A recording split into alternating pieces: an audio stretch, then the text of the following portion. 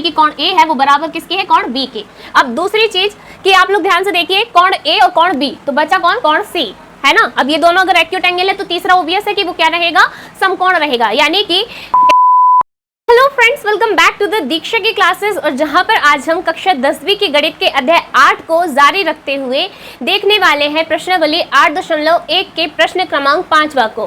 कहने का मतलब from class 10th maths we will continue to chapter 8 और see the question number 5th from exercise 8.1. So without wasting time, let's start the solution of this question. जहाँ पर हमें दिया हुआ है given sec theta is equal to 13/12. यदि sec theta बराबर 13/12 हो तो calculate all other trigonometric ratios, अन्य सभी त्रिकोणमितीय अनुपात परिकलित कीजिए। मतलब कहने का कि sec थीटा की वैल्यू हमको दी हुई है क्या, 13/13/12 मीन्स 13/12। तो हमें क्या करना है, बाकी के जो अदर रेशियोज मतलब कि sine theta, cos theta, sec theta, cot theta, tan theta, इन सबको भी क्या करना है, निकाल के देना है यहाँ पर, ठीक है। इनकी भी वैल्यूज निकालनी है। सो लेट्स सी, सबसे पहले हम लिखते हैं यहाँ पर क्या, गिवन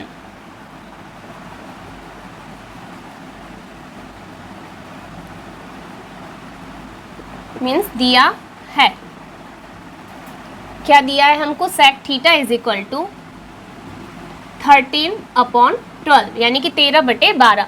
अब इसको सॉल्व करने के लिए सबसे पहले मैं यहाँ साइड में आपको लिख के बता दूं लाल कक्का, क्योंकि लाल कक्का मीन्स ये हो जाएगा PBP/HHB, जहाँ पर जो फर्स्ट वैल्यू होती है साइन थीटा की, सेकंड होती है कॉस थीटा की और थर्ड होती है टेन थीटा की। अब ये तीन जब हमारे पास है तो बाकी के दिन हम अपने आप खुद ब खुद यहाँ पर क्या कर सकते हैं, फाइंड आउट कर सकते हैं। कैसे, क्योंकि जो साइन है इसका ऑपोजिट क्या होता है, कॉस है। तो जैसे अगर ये लंब बटे कर्ण है तो वो क्या हो जाएगा, कर्ण बटे लंब। तो क्योंकि हमें sec थीटा चाहिए तो sec इज ऑपोजिट ऑफ क्या होता है, कॉस थीटा, ठीक है। मतलब कि उसका विपरीत होता है कॉस का। तो जैसे कॉस क्या होता है, आधार बटे कर्ण मीन्स बेस अपॉन हाइपोटेनियस। तो इसीलिए sec थीटा क्या हो जाएगा, कर्ण बटे आधार मतलब हाइपोटेनियस अपॉन बेस। तो हम इसको यहाँ लिख लेंगे, हाइपोटेनियस अपॉन बेस मीन्स कर्ण बटे आधार इन शॉर्ट, ठीक है। अब हम बनाएंगे ट्राइंगल, समकोण त्रिभुज है ना, राइट एंगल ट्राइंगल। तो इसमें हम नाम दे देंगे, क्योंकि हमें यहाँ पर ABC के फॉर्म में नहीं दिया है ट्राइंगल, तो हम अपने मन से यहाँ पर ले लेंगे क्या, अच्छा एक और चीज़, क्योंकि जो sec के साथ हमें थीटा दिया है और जैसा कि ये एंगल हम हमेशा कहाँ लेते हैं, लंब के सामने यानी कि परपेंडिकुलर के सामने, तो ये हो जाएगा थीटा, ठीक है। तो इसको मैं नाम दे देती हूँ A, ये हो जाएगा हमारा समकोण त्रिभुज यानी कि समकोण B, ठीक है, यानी कि राइट एंगल B, और ये हो जाएगा C, ठीक है। अभी हमारे पास में हाइपोटेनियस कितना दिया हुआ है, 13 और बेस दिया हुआ है 12। हमें फाइंड आउट करना है क्या, perpendicular, right.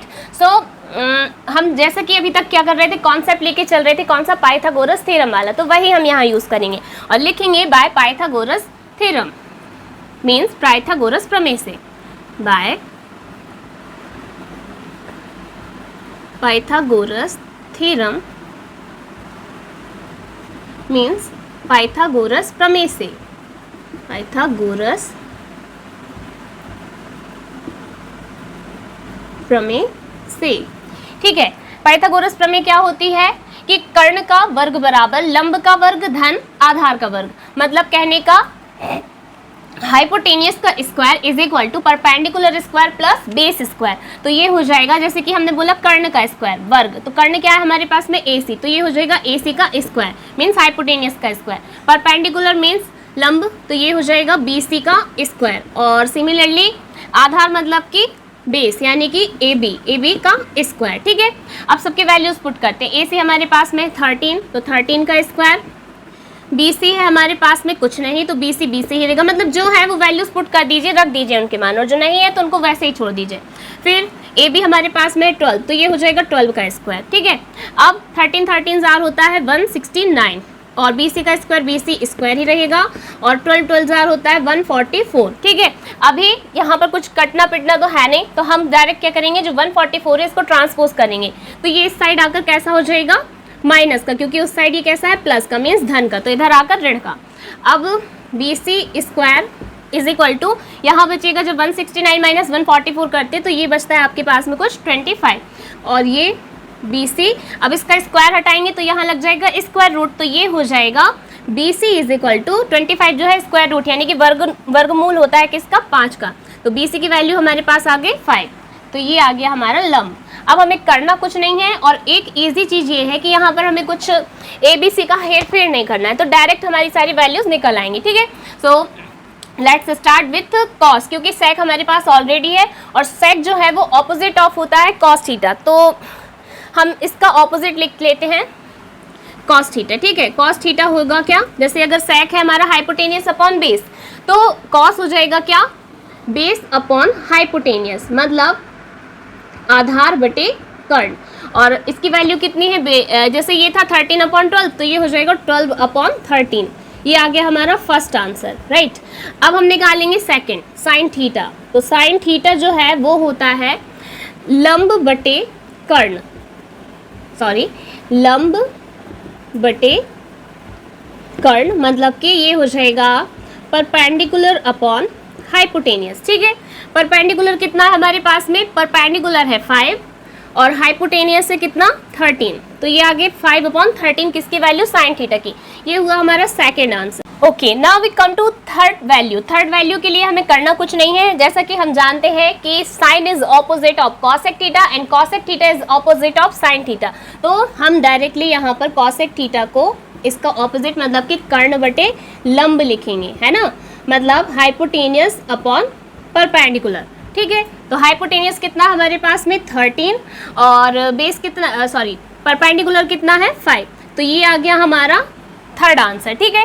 Now we come to fourth value. Fourth value के लिए हम यहाँ पर फिर से वही करेंगे, tan theta is equal to लिखेंगे, जैसा कि जानते हैं हम लोग tan थीटा होता है लंब बटे आधार, मतलब कि परपेंडिकुलर अपॉन बेस, और परपेंडिकुलर है हमारे पास में 5 और बेस कितना है 12, तो ये आ गया हमारा फोर्थ आंसर।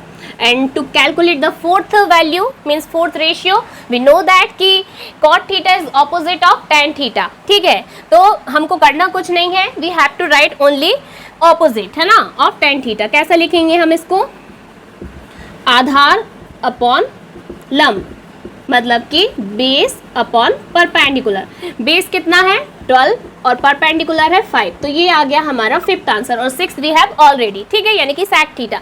तो आई थिंक अब आप लोगों को कॉन्सेप्ट क्लियर हो गया होगा कि सबसे पहले हमको समकोण त्रिभुज मतलब कि right angle triangle, then we have to come Pythagoras theorem यानी कि पाइथागोरस प्रमेय, और फिर उसके बाद जो हमें थर्ड वैल्यू मिल जाती है यानी कि थर्ड साइड मिल जाती है ट्राइंगल की, तो उसके बेस पर हम सारी रेशियोज को कैलकुलेट कर लेते हैं, ठीक है।